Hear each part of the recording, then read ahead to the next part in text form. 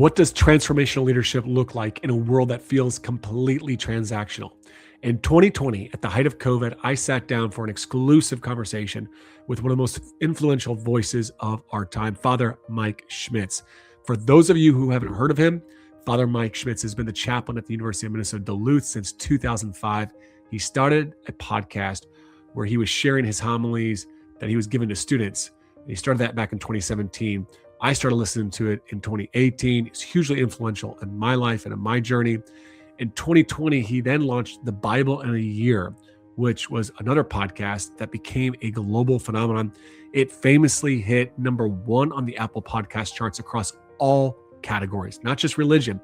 It surpassed Joe Rogan's podcast and the New York Times Daily Podcast. It now has over 1 billion downloads. He is not just an incredible speaker, though. He's an incredible leader as he still continues to this day to lead his small community of students at the University of Minnesota Duluth campus. Now, you're going to hear today from a man who speaks to millions daily, but in this recording, he is sitting down with a small group of coaches to talk about the essential work of leadership. We're talking about the bottom-up leadership that empowers a locker room. We're talking about leadership that holds boundaries and standards. We're talking about leadership that sees feedback as a gift. And we're going to be talking about the challenges of being a leader in a world that doesn't, or a community or an area that doesn't always share your values. The audio you're going to hear is from a live community call before people had learned to turn off their mic. So it's fairly unpolished. However, it is real, and it is an absolute goldmine, whether you're leading a big-time elite program or a youth team, because Father Mike's perspective on leadership and culture, it's exactly what we need to hear today, regardless of your religious or spiritual beliefs. He's just talking about transformational leadership. Over 5 years later, I'm going to finally release this incredible conversation because I know it's going to be so valuable for you. So grab your notebook. This is a special episode of the Coaching Culture Podcast featuring Father Mike Schmitz. Welcome to the Coaching Culture Podcast. The mission of this podcast is to help you grow as a leader and build a stronger team culture. You can get the notes to this in every episode of the podcast, as well as weekly tools on building culture by just heading on over to tocculture.com. Let's get right into my conversation with Father Mike. Well, I think my first big question I wanted to ask you, I think every coach on this call can appreciate, is in coaching, we go through seasons of life, where we're really, really busy and we have a hard time maintaining balance. And it's easy for us to feel like things around running our team and the organization and the scouting, the film, and recruiting, that those are the big rocks. We put those in first. But I think from your life and the way that you're running the Newman Center there, but you're also traveling, so you have a busy season of life as well. And I thought you might be able to speak to coaches a little bit about how you maintain that spiritual balance, or you make sure that you put the important rocks in first when it comes to those habits. And just because I know we struggle, especially in season, to maintain those spiritual disciplines that are so important. Yeah. No, that's a great question too. It's funny. Even you're mentioning the rocks, the big rocks. I imagine that a lot of you, anyone who's in serious relationship with others, whether that be spouses or your family, anyone that like when you have to, in your work, you have to make sacrifices. In the sense that not just you make sacrifices, any work you make sacrifices. But it seems to me that the more and more coaches I talk to who are really good coaches who care for their teams, they care for their athletes, that not only do they make sacrifices for their work, not only do they make sacrifices for their athletes, but the people they love end up also making sacrifices. And that's one of those big rock type things. And so maybe you've heard this analogy before, this image, maybe the net better than I think the word image is, so if you're, say for example, if you're a coach and you're married, you go into the season or whatever the busy season is, and spouse is on board and it's like, yeah, I get it. This is work. This is what your work is. And so you give them the rock, you give them the thing and say, hey, could you hold this for me? whether that's, I can't be there to pick up kids. I can't be there to on the weekends necessarily because there's tournaments. I can't be there. So you ask that spouse, like, hold this thing, just wait, tolerate kind of what I'm going through, what I have to do. And they love you. And so they're going to say, yeah, okay, I got it. Yeah, that's our agreement. I know what your work is. I know what your commitments are. I know that you need to do this. And at some point, again, maybe you've heard this before, at some point there comes a moment where they have to be able to hand you the rock back, or they have to know, like, when is this going to end? Like, because I know more and more, like, college coaches I know, as well as the high school coaches, there's no off season in some ways. It seems like, okay, we got done with the season of sport, but now we're recruiting, and we got done with maybe that season of recruiting, but now we're back to like preseason. And there can be some of those times where it's just like that the family, the ones that you're willing to make a sacrifice for your athletes, for your sport, but then the people you love are acting to make sacrifices for your athletes, for your sport. And at some point, to be able to give them a timeline of saying, here's when I'm going to take the rock back. Here's when I'm going to let you put it down. I've had that conversation with a number of coaches and other people who are just really busy in life. And when they put that into effect and they communicate well to their spouse that, okay, we have this much more, and then here's what we're going to do. Or after this moment, I'm going to take this back, and then how can I serve you instead? Like, so there's something really powerful about, we know when it comes to training, we know when it comes to competing, we know when it comes to asking for a lot out of your athletes. You can ask for a lot because they know at some point they're going to be done. They're not going to have to give anymore. They're going to be like, get a break. And even the most incredibly dedicated athlete, if they don't get a break, they will relatively quickly cease to be able to perform. And this is the same thing when it comes to people you love, the people who love you, is at some point we need to give them a break. So that's the first thing. I just thought, as JP was mentioning the rocks, I was like, yeah, that Stephen Covey idea of like, get the big rocks in there first. I think it was Stephen Covey. I just thought of that one because I imagine that a lot of you might be in that position. So the question though, that was not even answering. The question though was like, when I am finding myself in those busy seasons, busy time, like how do I get that make sure that the big rocks are there? I have to know the priority. And one of the things I had heard a number of years ago was that word priority, for its existence in the English language. Apparently, maybe it's a word that's, I don't know, something like 400, 500 years old, that it was always a singular word. It was always priority. And then somewhere in the last however long, we made it a plural. Now we don't just a priority, we have a priorities. But the word itself refers to like, no, what's the number one thing? What's the first thing? Well, no, I have a bunch of first things. Like you can't. There's, as we know, there is one first, and everything else comes after that. And so I think it's really important to know, okay, what is my number one? What is the priority? And for me, when it comes down to it, is the thing that cannot be compromised with is I just learned over the course of years that this is the kind of prayer that if I'm going to not just be, not just have a level excellence in life, but just be myself, be connected to the Lord, it has to be at least this. It has to be at least this much prayer, this kind of prayer. I need to take this kind of time away each day, or else things are not going to go well. And so that becomes the priority, the number one thing. And now, of course, there's things after that, like things like, health, things like getting the work done and whatnot.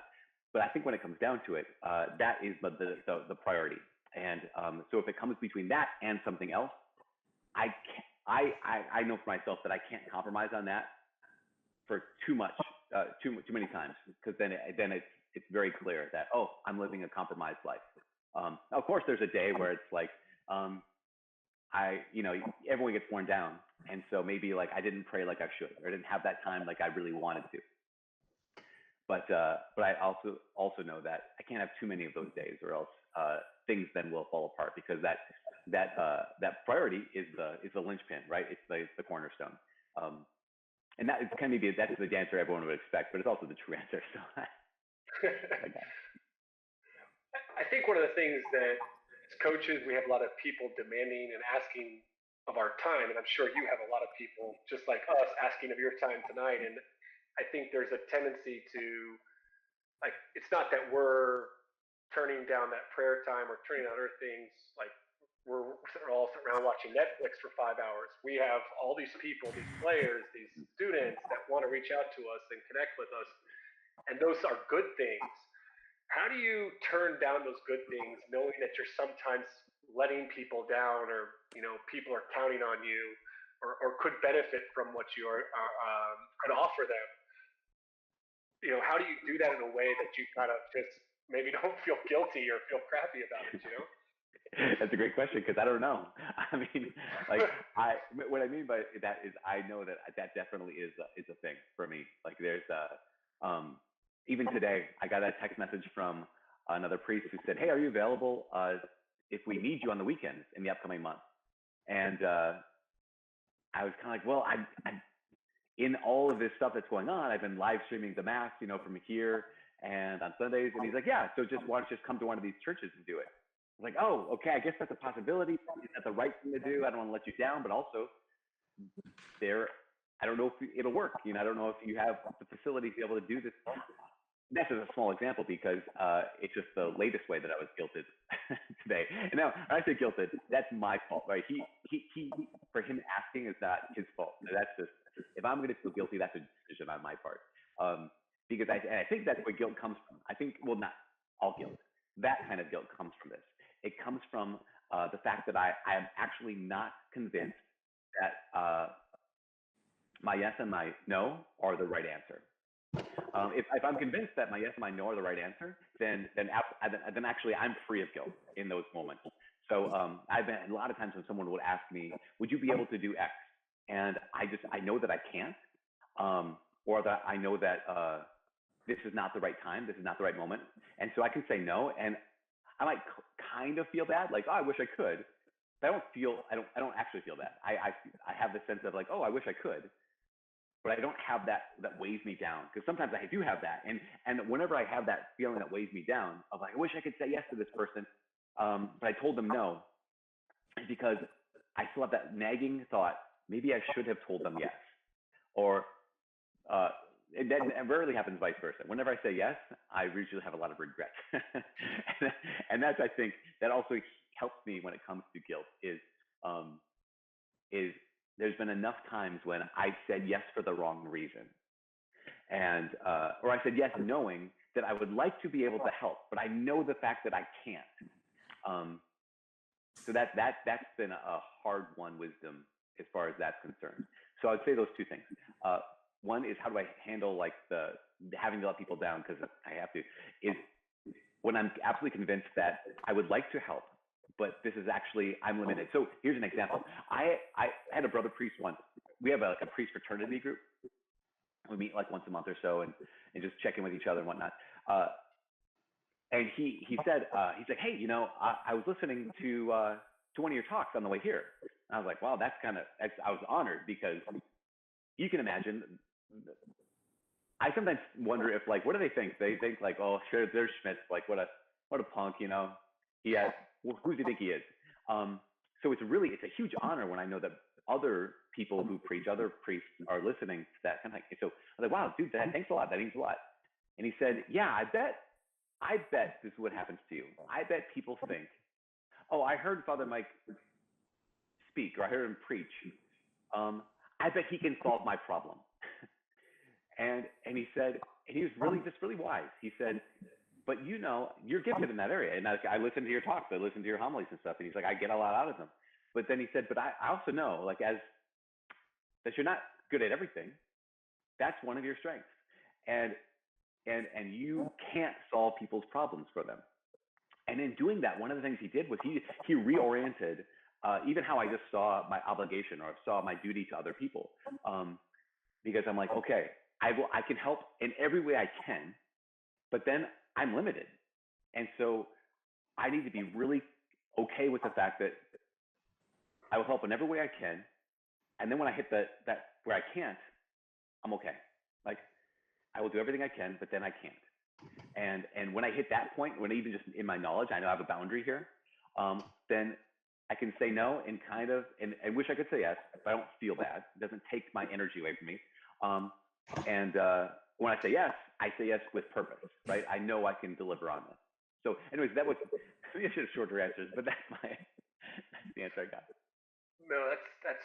I mean, I think initially it was looking for maybe how to say no to certain things around our time, but I think it actually speaks into us as coaches around certain relationships with players that are not buying into what we're trying to do within our team, and eventually we're trying to do everything we can to help them, but they just don't seem to want to get on board, and in certain ways we have to have part. And I think coaches can live with guilt in that, like I'm trying to do everything I can to help them, but they're just not willing to do it themselves, and that really speaks to coaches. So I appreciate that a lot.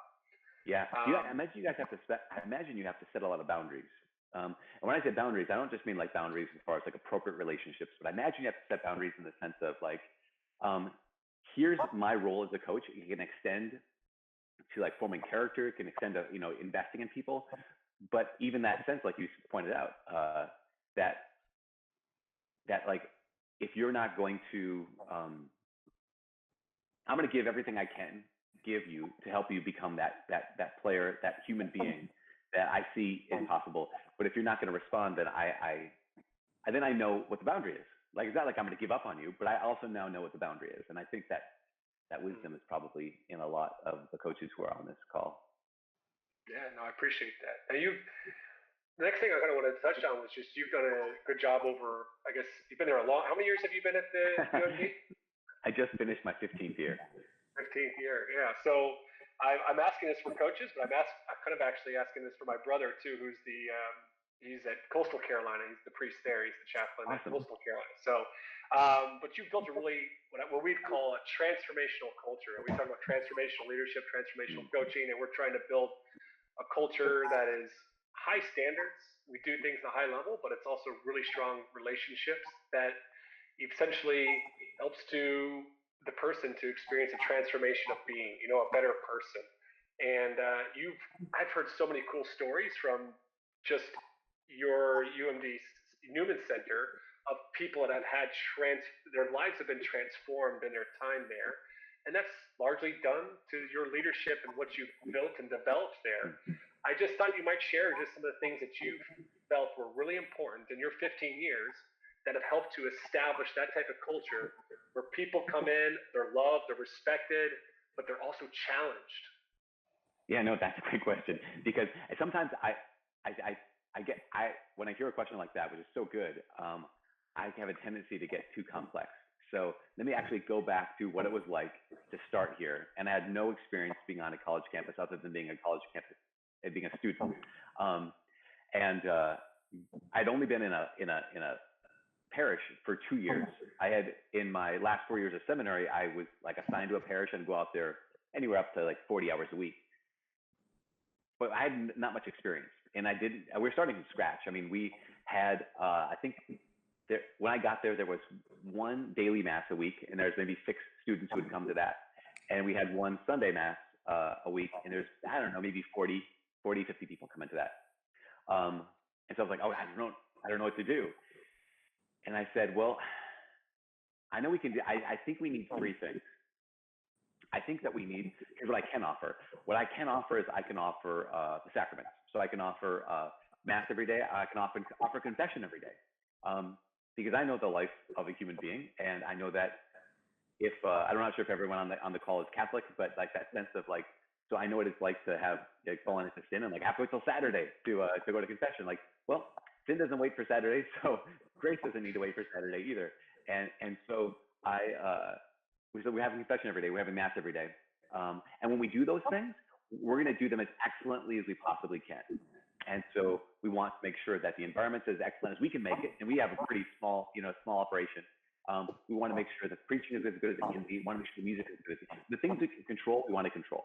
But I knew that first thing is I knew I can do this. That's one thing we need to do. Number 2 is I know that we're going to have a lot of students who maybe have been raised Christian, maybe been raised to believe in God, but we have a lot of students who have never encountered God, like never really encountered God. And so what I want to do is I want to have as many opportunities to encounter Jesus Christ as we possibly can. And I know that people encounter Christ really profoundly on retreats, and in some of those moments where you carve out some time and some space, and you let people go to this place where they can like have some time and space to be able to honor the Lord. So I said, okay, the number 2 thing we need to do is we need to, whenever we put on excellent retreats or times away, we're going to do this many of them, and they're going to be shooting for these kinds of students. Like everyone is going to kind of go after a different kind of student, because we need retreats. We need to have them be like transformational retreats. Number 3 is on a college campus of like 12,000 people. So a lot of our students come from Wisconsin. They're coming from northern Minnesota. A lot of from the cities too, Twin Cities. But here they're coming to this campus where there's 12,000 other people, and a sense of community is not always automatic. And so I was like, okay, we need to have people who are willing to walk with each other. And so we're going to do small groups. We're going to do Bible studies. We're going to have it so that here's a grad student who comes in, and he or she is coming in from somewhere else. They know nobody. Here's a freshman coming in. They know nobody. We want to be able to have these small groups where people are known. And this is one of the things that's developed over the course of the years is so many of our students, they feel invisible. They feel unknown. And they, like, their experience of life in Duluth is often, if you're here, that's fine. If you're not here, that's fine. And so one of the kind of the mottos of the phrases that kind of began to define our culture. So these 3 things we had, right? So the sacraments, so opportunity, and as excellence again. Number 2 was retreats, and the 3rd thing was small groups. Ordered towards the reality or the hope, the goal that every student who arrived, that came to any one of these 3 things, that they were seen, that they were known, and they were loved. That was the kind of the 3 kind of tag words.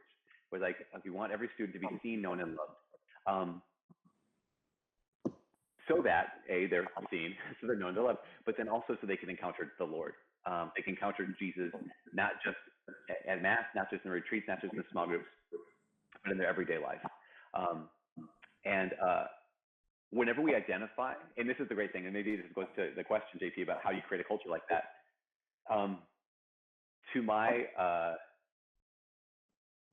We have students who are willing to share, they're willing to speak their mind. I'll say it like that. We have students who are willing to speak their mind. And I can tell you that not a semester goes by where I don't have a number of very vocal students telling me exactly what's wrong with the community. And part of me is like, come on, you guys, just go, just let it, it's okay, you know. And the other parts of me are like, okay, I'm so grateful that you trust me enough to want to meet with me and say, Father Mike, here's where things are falling apart. Here's where people are not seen. Here's where people are not known. Here's where people are not loved. And that kind of culture, so if you're talking about culture, that kind of culture that if there's anything, well, I'm proud of a lot of things in the sense of I'm so grateful that the Lord did a lot of stuff. But one of the things that I'm so, it honors me, the fact that our students who are, you know, just 18 years old, are willing to make an appointment with me to tell me, to correct me. And that they know that I trust them, or maybe they trust me enough to know that they can challenge me and that they can correct me, and they can give me their input and to try to make things better. Like that's that kind of, for lack of a better phrase, bottom up leadership is so incredibly honoring to me, because it means they trust me. But I think that's part of the culture too. I want to come back to that in a second, but I have a really quick question, or I think it's a quick question, around, you talk about these small groups, which really resonates with me, because one of the things that we try to do, or I try to work with a lot of coaches on, is you have your team, but it's to create smaller units or small groups within that team, their support. We use captains that lead their units. So I'm just curious how many people are typically in those small groups, and is there a leader, or how are they facilitated? Yeah, that's a great question. So when I first got to campus, I kind of set about trying to identify the leaders who are students, and then try to just immediately mentor them. In your book, and then calling up again, just being like such a great, I would say in so many ways, I wish that I had access to a mentor, the way that you can, you know, unpack that, reveal that, and be that. but one of the things that I guess recognized was I need to start. Whether someone's pouring into me or showing me the next step, like I would like that. If it's not there, I need to start doing it. So I invited some students who I looked for four characteristics. And it was the acronym FACT. I needed students who were faithful, available, contagious, and teachable. And that became, and I didn't invent that, but I got it from another group. But that became kind of the lens through which I started looking at, like, these are the kind of people who would be leaders. They're faithful, they're available, they're contagious, and they're teachable. And I kind of learned over the course of time, like, you need all four. You need them to be all four. Because I had a lot of people who were fat, like people that are faithful, available, and teachable, but they weren't very contagious. We had a lot of people who were they weren't, they were faithful, they're contagious, and teachable, but they weren't very available. I mean, I remember there's one student in particular who he was just an incredible young man. Like, he went into a room, like everyone just like right to him. Super faithful, super teachable, but he was just so busy. And I just ended up, banging my head against the wall trying to get him to be also available. And he kept feeling guilty because he was like, Father Mike, I want to do what you're asking me to do, but I just don't have the time. So over the course of time, I learned, like, no, I got to keep FACT. That's faithful, available, contagious, and teachable. And then we got this group called Focus, which stands for the Fellowship of Catholic University Students. And that was basically just multiplying myself by 4, because we had 2 men and 2 women who were just out of college who they did the exact same thing. They were looking for young men and young women to invest in, to mentor, and to, like, I'm going to pour into you so that you pour into others. And so over the course of time, FACT became faith. So it's the same kind of thing: faithful, available, interested in others, teachable, or invested and teachable. And then the H was a heart for others. There's a lot of good people who are just okay with being excellent themselves, but then you want to look for those people who have a heart for others, who, like, I want to pour into someone else. I want to share those things that other people have shared with me. And so even some people on this call they've been touched, not because I've necessarily been able to be in direct relationship with them, but because people I'm in direct relationship have been in direct relationship with them. And it's just such a gift to know. So I'm not sure if that helps, but I really do like that acronym. It really helped us identify the leaders and the people who I'd be able to lean on. Mm-hmm. And they would lead a small group, or? Sorry, yes. So then what happens is they would lead a small group. And they keep it as simple as possible, right? So it doesn't have to be something where you have to go to 4 years of undergrad learning theology. It's like, no, we're meeting, and we're meeting because we have a shared interest, because you're open. It could be like affinity groups. So we're all in Rocket Club together, or we're all on the basketball team together. So as an example, you have Kevin's daughter, Jenna. She played basketball for UMD for a bunch of years. And I remember when Jenna got to campus, she was like, I'm like, how do I do this? How do I bring my basketball team to church? I was like, okay, what? Invite them? And she's like, okay, they keep saying no. What do I do? It was so good because she just never stopped. I mean, she just, she had to have that hard-earned trust from her teammates, and it took a while. But the tipping point came. It was remarkable. So Jenna, what happened with Jenna is one of our focus missionaries, was investing in Jenna. So she didn't have to just do this alone. Someone was investing in her, and she let Jenna be Jenna was part of a Bible study that was meant to be for athletes, but no one on Jenna's team was part of this Bible study. So it was athletes Bible study. So Jenna's being poured into, and she's being discipled and mentored by one of these missionaries. But the idea behind that is, Jenna, start a Bible study yourself. So you're being invested in. You're surrounded by these other women who are also intently interested in this. Now, invest in others. She couldn't immediately start a Bible study because they didn't want to be part of the Bible study. But it was like, okay, well, keep investing in them. Keep investing in them in friendship. Keep being a great witness to them. And then finally, the tipping point came. We did this thing on campus. It was kind of like this outreach Tuesday nights kind of a situation where there were 3 elements. There was a free meal, there was a presentation of some element of the Christian faith, and there was discussion afterwards. And all of these friends of hers, teammates of hers, that she'd been inviting to Bible study, they kept saying no, but she kept being friends with them. She's like, well, there's free food. And they're like, fine, we'll go. And it was remarkable because the number of conversions that came out of that, like it became this one of these things where in this massive room or how many college students, there were these big circle tables that could maybe fit, I don't know, between 10 and 12 people around them. That Jenna's table had to be 2 circle tables next to each other because they're all the basketball girls who all wanted to be in the same quote unquote small group, even though at that point it's a medium sized group. And out of that, where Jenna was able to get a Bible study. And out of that, she was able to invest in another young woman named Allison. And Allison then in turn became a missionary herself when she graduated college. And then now Allison's a religious sister. But that sense of like, that was the idea.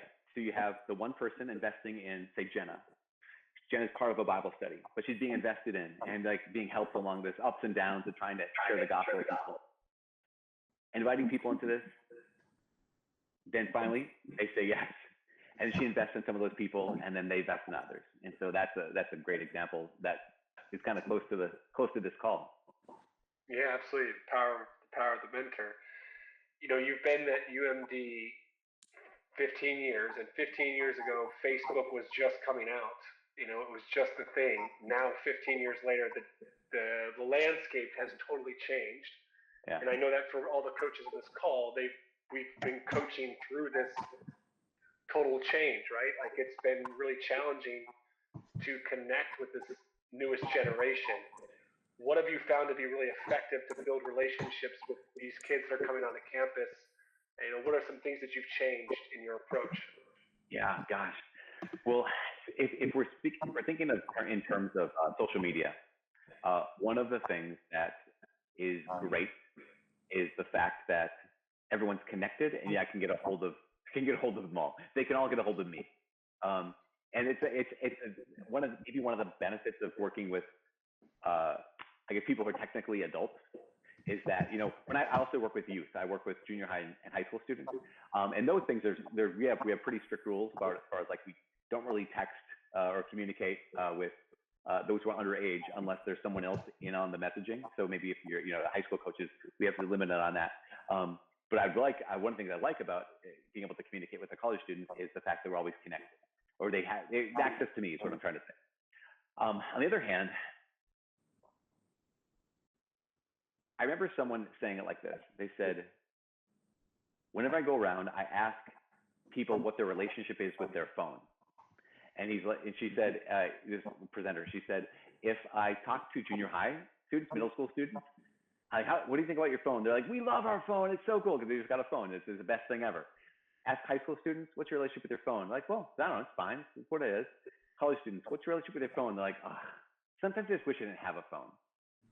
And I'm like, okay, this is really good, because what it reveals is by the time they get to here on campus, what they want more than anything is not a virtual relationship. They want a real relationship.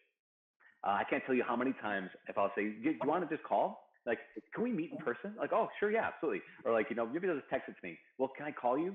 Like, they want the connection. They've lived so much with virtual relationships that it's like, that was fine. But really it's not fine. I want real. And that's something that I just, the more and more I can be available, really, truly available, that's the game changer. Because in a world where all relationships are virtual, someone who actually looks you in the eye and tells you that they're listening to you, they hear what you say, they care about you, to say you are seen, known, and loved, that you didn't just get a thumbs up, but someone like gave their time. That it's the difference. It's the difference.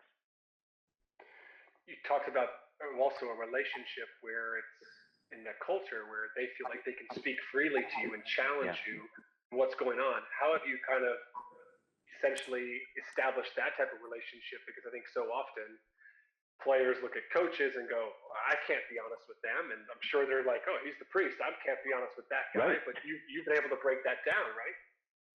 It is, as I said, it's a great honor.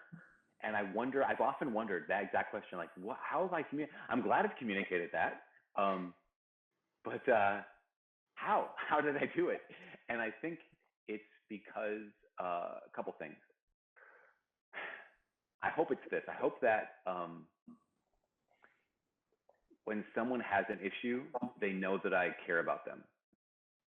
Whether that's an issue with me, an issue with someone else, an issue in their own life, that they know that, like, no, he's been there in the past, so I know he's going to be there now. I think one of the things that's happened is hopefully I've successfully given proof that you can correct me. I'm not going to get mad at you. I just I've often wondered that question, JP. I don't know how you communicate that, but I hope I want to keep doing it, because some of the best changes in our culture we've had have come from our students saying, Father Mike, you missed this. Like, oh wow, I didn't realize. So I'm sure it has something to do too with when people do come to you, you listen and you implement if it's good, if it's a good suggestion, right? And that probably resonates, that probably gets around, that he's not shutting people down all the time, right? Yeah, hopefully, yeah. And also, there's an interesting thing too, and this could simply be the dynamic of my role is when I'm preaching, one of the things I try to do is I'm always preaching to myself. Like, I'm always, hopefully they don't ever get the impression that I am like talking down to them, but speaking with them or speaking to them. So that's one. And I maybe I don't know if it's overstating it to say I try to share my heart in that. And so I imagine I try to have this where every interaction, I'm actually just being myself. I'm actually trying to be there present to them. And secondly, we have this thing called confession that I try to make myself available for. And in those moments, people get to come to us in sometimes their most embarrassing moments or in their lowest moments, and to be received. And hopefully this is my goal, right? I want to receive them as Jesus would receive them. Hopefully in those moments, they're like, oh, I could talk to Father Mike when I was at my lowest. I can now talk to him more freely. And he demonstrated that I could trust him. Then maybe I could do that now. And I don't know, maybe that's a piece of it too. I don't know how to recreate that though as coaches, but. Well, I think there's a lot we can learn from just trying your relationships. Do you ever feel like that there's certain boundaries that you have to establish as kind of the leader that sometimes kids want to cross? I think a lot of coaches are afraid of, being seen as the friend, which I'm not always necessarily sure if that's necessarily a bad thing that they see you as a friend. But are you ever worried about those boundaries being crossed in any way? So when I first was assigned here, I was 28 or 29. So I was just a couple of years older than the students here. And so at the same time, they're still calling me father. So I was kind of like, okay, I don't know. This is weird, but do my best. But I have to say, I've gone through all those iterations of like, okay, so I'm really close to your age. We're kind of pals, I guess, but I'm still this role of whatever. And it wasn't until, so this is a little kind of like maybe more precise to my role. Mm-hmm. But it was essentially these two words, and the two words are spiritual fatherhood. Spiritual fatherhood being okay, this is what defines my relationship with all of these students. I'm not just the preacher, and I'm not just the minister of whatever. I'm not just the one teaching this lesson. I'm not just this one who's like going to listen, like counselor. Because all those things are things that we do. And I mean, for coaches too, it's like, okay, so yeah, I'm counselor in this moment. I'm going to listen to you and give you some advice. I'm here to like coach you. I'm here to help you hear this and that, the other thing. But when it slowly dawned on me, like, oh, all of those tasks are less important than the overall, I don't say, just want to say role, but we'll say role. And that role being like, how can I be a spiritual father to these students? Because sometimes the father corrects and sometimes the father just encourages. Sometimes the father has to like say, you guys, that's enough. Sometimes the father says, yeah, let's do that fun thing. Sometimes the father has to, say, okay, this is what we need to do. We're going to get it done and I'm going to teach you. Sometimes the father says, you guys, what do you guys want to do? We'll do that. And that reframed everything. So I just wonder, like, I don't know if that could be applicable. It seems like it could, because, as coaches, I'm guessing that, I don't know if you ever call your athletes your kids or something like that, but there's an element sometimes where it's like, I want more for them than just them to be a great athlete. Like, we want them to be the kind of human beings that you want your own kids to be. And so maybe there's something in there too, that you'd say like this role of a coach is more than just, I'm going to get them to do drills to have excellent skills in X, Y, or Z. But maybe it's, I can joke around with them because dads are joking around with the kids, and I can actually correct them because dads correct their kids. I don't know. That definitely resonates. I mean, I think we try to talk about moving out of just seeing ourselves as coach or even teacher into more as just mentor, just mentoring young people. I think that's definitely applicable. I'm just going to ask you one more thing, because I know I want to give other coaches a chance maybe to chime with a question. And then last thing I just wanted to ask you about is just the challenges of being a leader, of strong faith in kind of a secular community, and like the challenges of just, if you have any advice. Most of our coaches here are not at teaching at Catholic high schools. They're at public institutions or public colleges. So just maybe, do you have any advice for us as we step out in that type of world? Yeah, it's funny because I was talking to a bunch of athletes in preparation for this conversation, and I said, some athletes who were athletes all through high school, all through college, and I said, what do you guys, what would you want, from your coach if they were, a person of faith, and they all prefaced it with what every coach would preface it with, which is, I know I can't bring up my religion around my students. I just know that we have rules and those things that are appropriate, all these kind of things. But a lot of the athletes said, I would have liked to have just seen that my coaches, if they had faith, that they don't have to talk about it. They don't have to they don't have to, proselytize or evangelize me, but just like, I would like to have seen them live out their faith some way. And what I mean by that is just like, even those tokens of faith, those little kind of moments of like, I don't know, those moments where they just saw that you're not necessarily talking about it, but you're just like letting it be seen. I say letting it be seen. But what I would say for myself is, on a secular campus, and this isn't what everyone would do, this is just what I did. Knowing that I have a limited amount of time, I know that there are there are other priests who are on college campuses who have incredible relationships with the administration, with the faculty, with like the higher ups, essentially. And those can be really good relationships to cultivate. I'm sure a lot of you are the kind of people who would we see the value in that. We cultivate those relationships. I knew that I had limited amount of time, and it maybe it's because my scope is smaller. But I thought, okay, I can spend time trying to work with an administration that doesn't share my worldview, that doesn't share that tolerates me being on campus. And sometimes they're happy with it. Like, they're like, okay, good, because the actual evidence shows that if people get involved with Newman here on campus, they stay in school longer, that they actually get to graduation. There's like numbers to back this up. But I was like, that's not really my wheelhouse. My wheelhouse is, I'm going to minister to these students regardless of what administration does. And so if the secular campus is talking about this, I want to address it with the students that I'm in a relationship with. If the secular campus does this massive left turn and does all this crazy stuff, yeah, that's okay. I'm not going to fight them because I'm just me.